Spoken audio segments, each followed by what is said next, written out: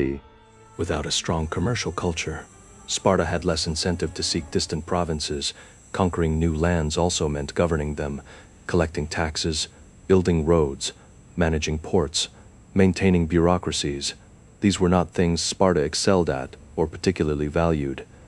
Chapter 4. A tiny citizen population. Perhaps Sparta's greatest limitation was demographic. Only full Spartan citizens could serve as the elite core of the army. Over time, that citizen population steadily shrank. War casualties, strict citizenship requirements, and unequal land ownership all reduced their numbers. Some ancient sources suggest that by the 4th century BC, only a few thousand full Spartan citizens remained.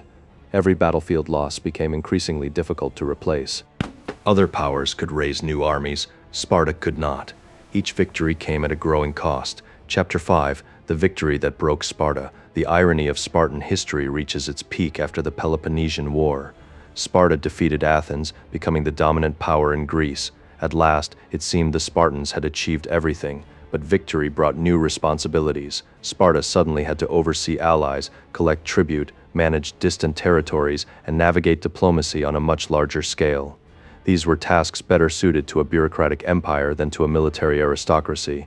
Within a few decades, Spartan dominance began to erode, then came disaster. In 371 BC, at the Battle of Leuctra, the Thebes defeated Sparta in one of the most shocking upsets in Greek history. The myth of Spartan invincibility was broken.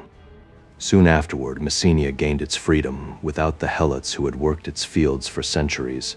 Sparta lost the economic foundation that had sustained its way of life. It never recovered its former power. Conclusion: Sparta did not fail to build an empire because it lacked military brilliance. It failed because empires require far more than soldiers. They require administrators, merchants, engineers, tax collectors, ships, population growth, economic incentives, and above all, political flexibility. Sparta had built the finest warriors in Greece, but it had also built a society so specialized that it struggled to adapt. The very institutions that made Sparta famous, its dependence on Helot labor, its small citizen body, and its devotion to military discipline, left it unable to sustain the kind of expansion achieved by powers like Persia or later Rome.